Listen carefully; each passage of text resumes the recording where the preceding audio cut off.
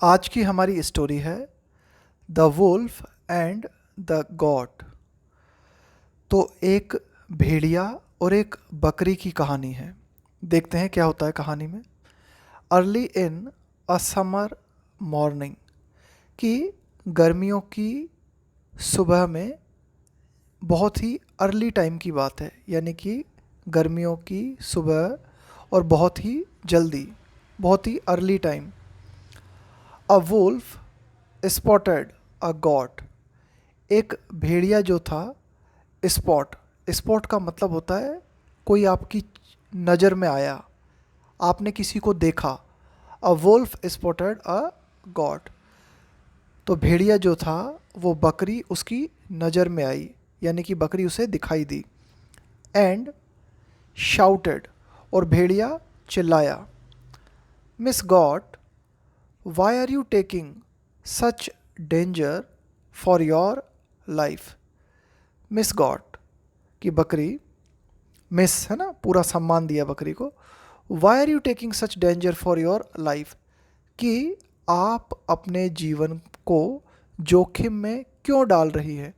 Take का मतलब है लेना, यानी कि आप इतना, सच ऐसा, कि आप ऐसा खतरा अपनी लाइफ के लिए क्यों ले रही है। बाय ग्रेजिंग, ग्रेज का मतलब होता है चरना। By grazing on a steep rock, steep rock का मतलब होता है, देखो स्टीप का मतलब होता है बहुत ही तीव्र। स्टीप रॉक का मतलब हो जाएगा ऐसी रॉक, ऐसी चट्टान जो कि बहुत ही ज़्यादा तीव्र ढलान वाली है। मतलब एक तो होती है चट्टान इस तरह से बहुत ही धीरे धीरे, एक होता है बिल्कुल स्लोप, बहुत ही लंबा। अब यहाँ पे बकरी चल रही थी ऊपर। तो भेड़िए ने क्या कहा कि miss goat, why are you taking such danger for your life, कि आप अपने जीवन के लिए इतना बड़ा खतरा क्यों ले रही हैं। By grazing on a steep rock, कि इस तीव्र ढाल वाली चट्टान पे चरते हुए इतना ज़्यादा खतरा क्यों उठा रही हैं। ईट फ्रॉम डाउन हेयर, कि आओ नीचे आओ और यहाँ से खा लो, यहाँ से चर लो। ईट फ्रॉम डाउन हेयर, यानी कि भेड़िया जो था वो कहाँ था, नीचे की साइड था वो। तो उसने यही कहा बकरी से कि भाई आ जाओ, तुम भी नीचे आ जाओ और यहाँ से खा लो। The goat thought about it, बकरी जो थी उसने इस बारे में सोचा, यानी कि भेड़िए ने जो कहा उस बारे में बकरी ने सोचा। आफ्टर सम टाइम, कुछ देर बाद, she saw through the wolf, wolf's plan. देखो सी थ्रू एक फ्रेजल वर्ब होती है। सी थ्रू का मतलब होता है डिटेक्ट कर लेना किसी चीज़ को। इसका मतलब होता है पहचान लेना। Not to be deceived by, यानी कि कोई आपको धोखा देना चाह रहा है और आप उसकी चाल को समझ लेते हो और उससे धोखा नहीं खाते। तो ये मतलब होता है सी थ्रू का, कि समझ लेना, डिटेक्ट कर लेना किसी चीज़ को, वास्तव में उसकी वास्तविकता को समझ लेना। She saw through the wolves plan, तो बकरी जो थी भेड़िए के प्लान को समझ गई कि भेड़िया जो है मुझे नीचे बुला के और जो है अपना शिकार बनाना चाहता है। एंड रिप्लाइड, और बकरी ने रिप्लाई दिया, जवाब दिया, I know you are not thinking of me my friend, मेरे दोस्त, मुझे पता है कि तुम मेरे बारे में नहीं सोच रहे हो, यानी कि तुम्हें मेरा ख्याल नहीं है। Not thinking of me, but rather, rather का प्रयोग करते हैं हम एक तरह से जब दो विरोधी चीज़ों को दिखाते हैं ना, उसके लिए, विरोधाभास को दिखाने के लिए। बट रादर योर सेल्फ, कि तुम मुझे नीचे बुला रहे हो मेरे जीवन के लिए नहीं, बल्कि अपने लिए तुम मुझे बुला रहे हो, यानी कि मुझे मार के खाना चाहते हो। तो तुम मेरी परवाह नहीं कर रहे, तुम तो सिर्फ अपने लिए सोच रहे हो। आई नो, मैं जानती हूँ। इफ़ आई कम डाउन, यदि मैं नीचे आई। देखो ये कंडीशनल सेंटेंस है। इस कंडीशनल सेंटेंस में क्या होता है, एक वाक्य प्रेजेंट इंडेफिनिट में लिखते हैं और दूसरा वाक्य फ्यूचर इंडेफिनिट में लिखते हैं।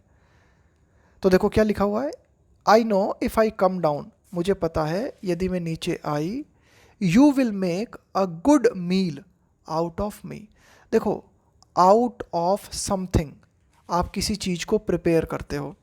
उदाहरण के तौर पे आपने क्या किया, एक टेबल बनाई लकड़ी से, तो आपने क्या किया, you made a table out of would. आपने दही बनाया out of milk.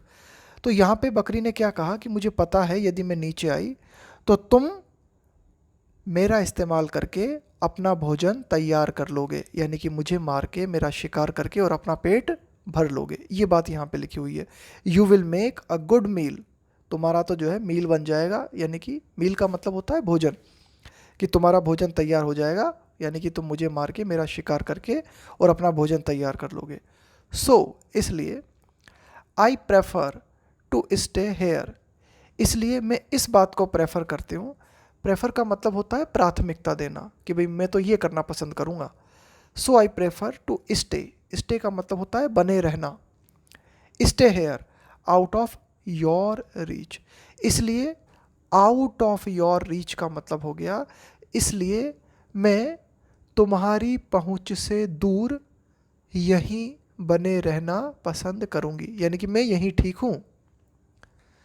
The goat saved herself from the wolf, बकरी ने क्या किया, हर सेल्फ यानी कि अपने आप को भेड़िए से बचा लिया। बाय, किस तरह से, नॉट गोइंग डाउन, नीचे न जाकर। बाय नॉट गोइंग डाउन, बकरी ने नीचे न जाकर भेड़िए से अपने आप को बचा लिया। The wolf learn a lesson from the wise goat, अब ये भेड़िया जो था ये बुद्धिमान बकरी से बहुत ही अच्छा इसने सबक सीखा। क्या सबक सीखा इसने, and never return to that place, तो कुल मिला के बकरी ने बहुत ही बुद्धिमत्तापूर्ण तरीके से जो जवाब दिया, उस जवाब से भेड़िए को सबक मिल गया और भेड़िया दोबारा उस जगह पे वापस नहीं आया। And never return to that place. क्या मॉरल है इस स्टोरी का, क्या शिक्षा मिलती है हमें इस कहानी से? Always be careful in what you do, always be का मतलब है होना, always be careful in what you do, कि आप क्या करते हो, यानी कि आप जो कुछ भी करते हो उसको बहुत ही सावधान होके करो, बहुत ही सावधानी बरतो, और नहीं तो, और एल्स का मतलब होता है अन्यथा, नहीं तो। You will regret it, regret का मतलब होता है पछतावा करना, यानी कि आप जो कुछ भी करते हो, कोई भी एक्शन आप लेते हो तो बहुत ही केयरफुल रहो, बहुत ही सावधान रहो, अन्यथा आपको पछतावा होगा, आपको जो है पछताना पड़ेगा।